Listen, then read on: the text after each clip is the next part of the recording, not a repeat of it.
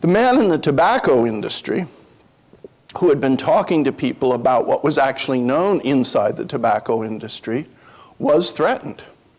I think one of the threats was he went to his mailbox one day and opened it and found inside a bullet just standing up in the mailbox. This is a message you don't forget. This is not a present.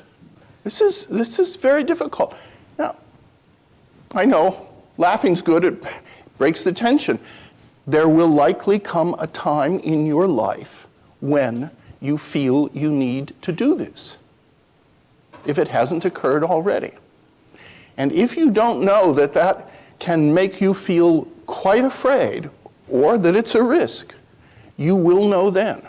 It's a test. It's a test. So, finish looking through Elie Wiesel. Identify every trope and scheme you can, because it's one of the best pieces of writing I've ever seen for tropes and schemes. Fair enough? It's too heavily schemed up for you to imitate. I think it wouldn't work in most pieces of prose. But to know some of these schemes and use some of them would help. So now I want to talk for a second about the more minor matter I mentioned for today, which is on the outline as imitation and emulation.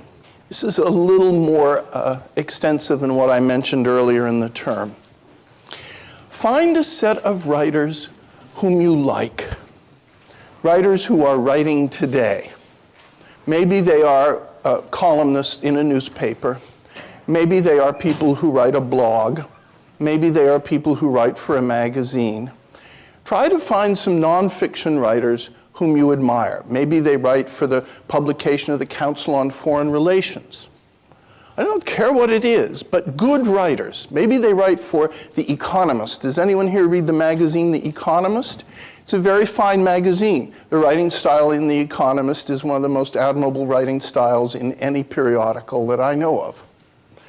Take a look and identify some writing that you admire and imitate it a little. Say, I will now write a paragraph or two in the style of that particular writer. Just practice that some. It will help your writing. What is emulation versus imitation? Imitation means you're taking a model that you consider in a way to be higher than yourself or better than yourself.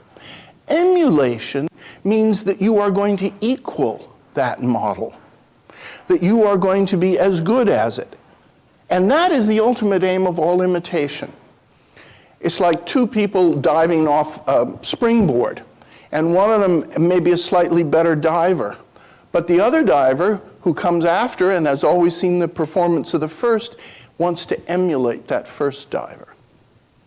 Just the way a student who is a concert pianist may wish to emulate their teacher. And indeed, what happens is very often people who emulate surpass the model that they have selected. I wouldn't be a teacher. Most teachers wouldn't be teachers if they didn't think that a number of their students wouldn't surpass them. What would be the point? It wouldn't be a point. So, this imitation leads actually to a potentially higher level of achievement in whatever you're doing, including in writing and speaking, than the model you select. So start with a good model. Imitate. A good model, I say, is a Gestalt. A Gestalt is just a German word that means a kind of totality, a wholeness. In other words, there are many things in that style. Maybe the use of tropes and schemes, the use of certain sentence order, short sentences, whatever it is. It won't just be one thing you're imitating, it'll be a number of things together. Imitate more than one model. And the implication of this for personal style is that after you do that, you will develop your own personal style. It's important. And finally, it's not just elementary. It's not just something you do in 4th grade or high school or college. It's continuing. Very good writers who are already mature writers very often turn to other writers periodically to read them in order to refresh their own writing style. So the poet W.H. Auden, in the middle of his career, when he is already a successful poet, internationally known, he starts to go back and read poetry of the 18th century. And what does it do? It tends to change his poetry some. It tends to enliven it in a different kind of way. Writers are constantly going back to earlier models that they admire. Why? Because there's more variety and resourcefulness of language that can be put on tap. So, who here has a couple of favorite writers?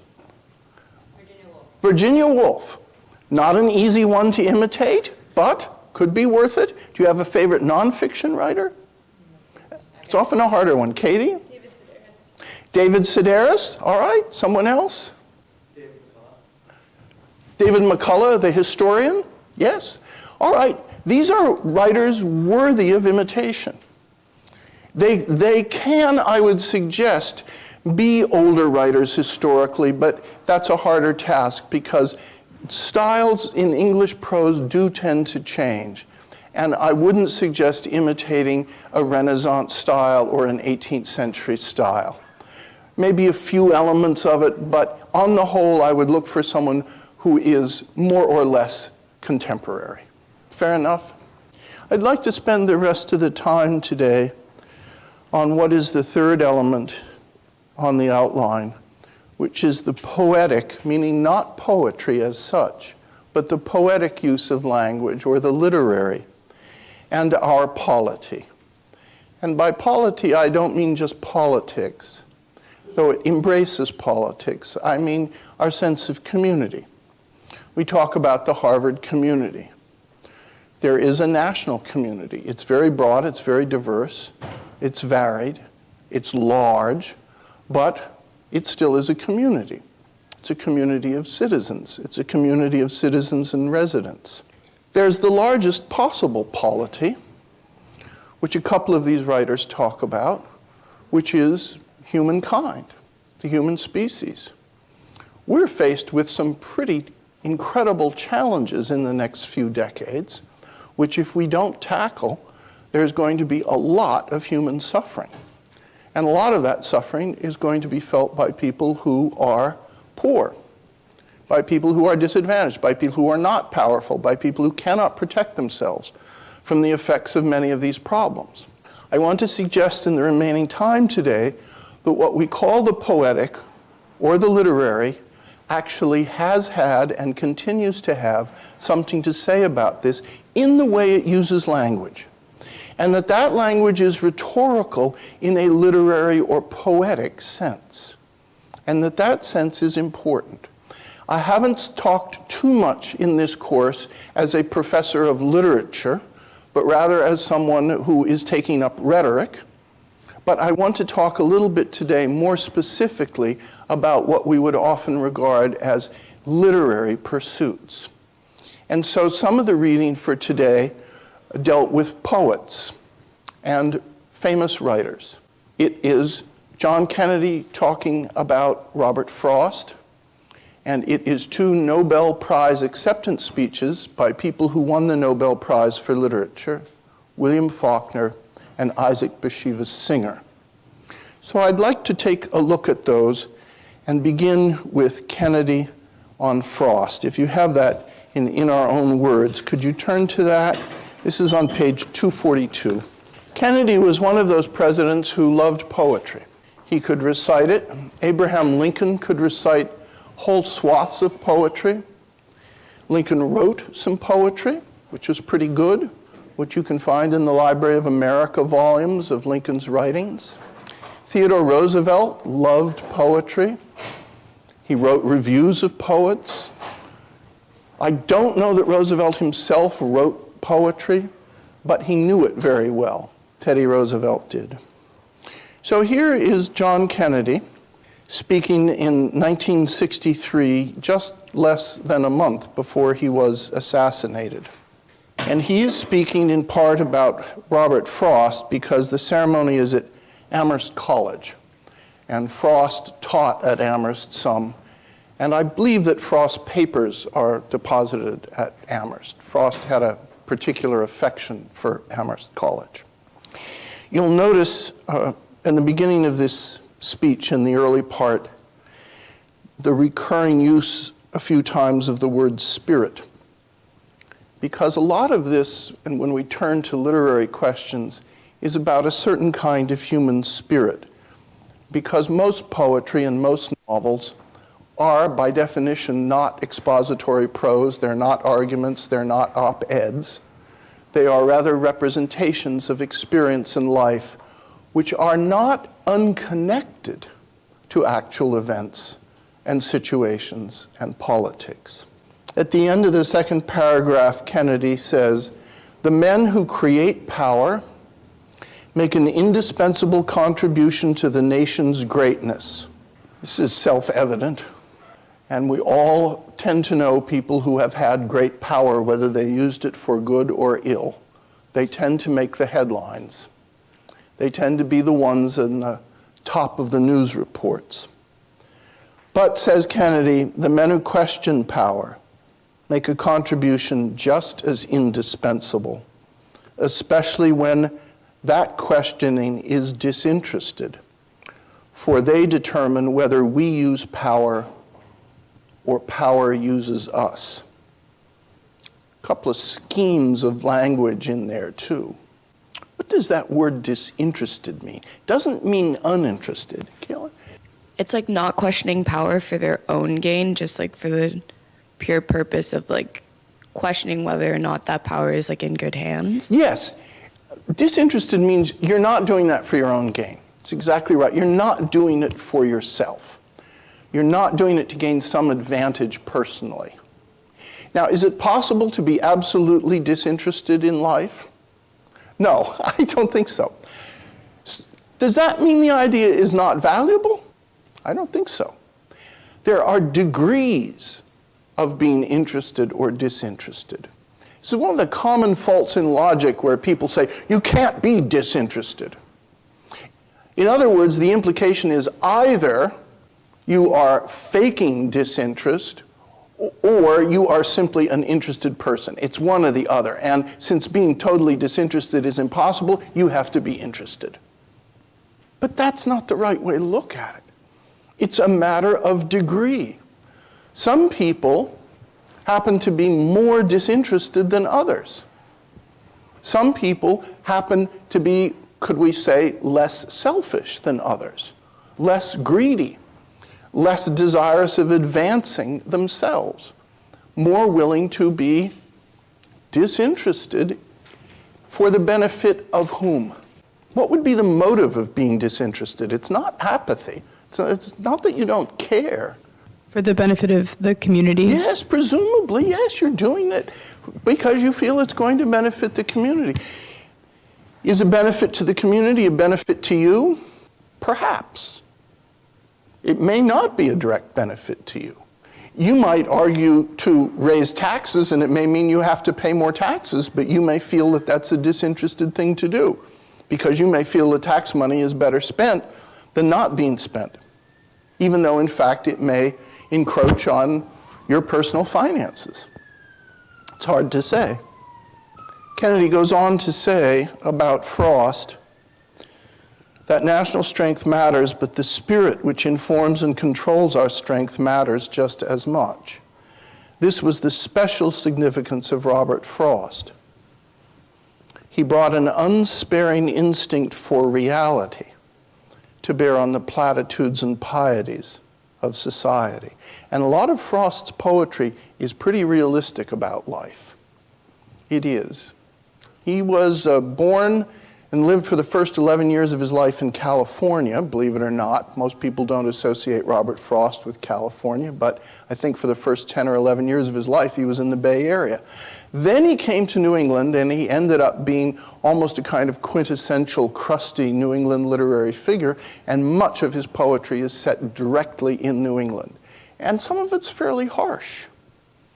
There's one great poem in free verse called The Death of the Hired Man.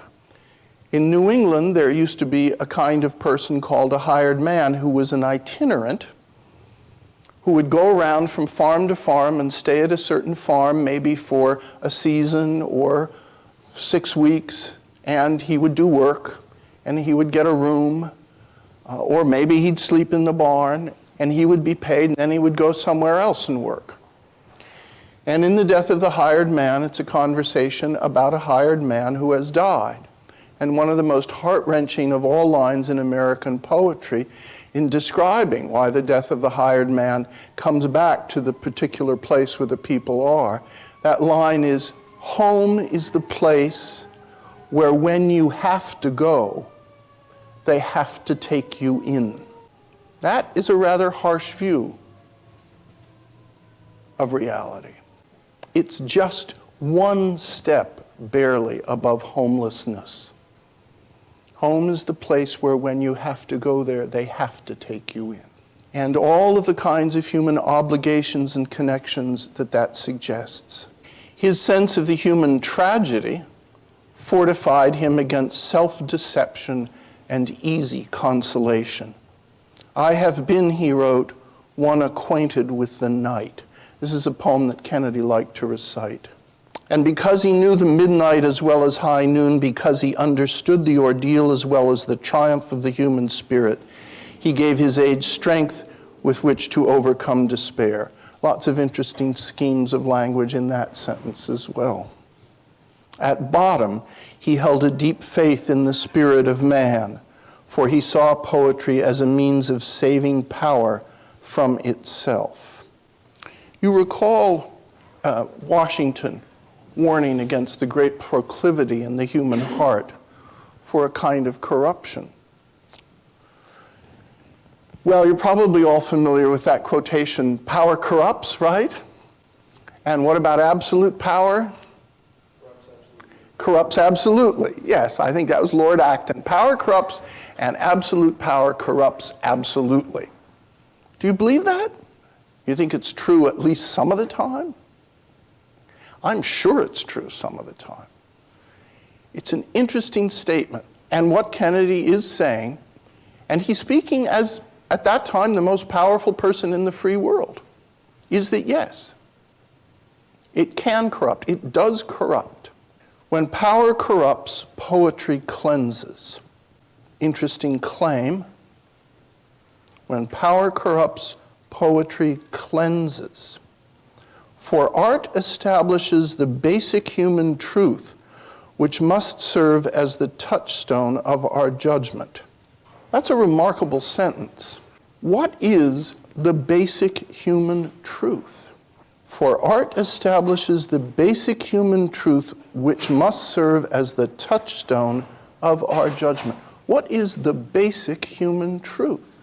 I think what he's saying here is what it means to be human.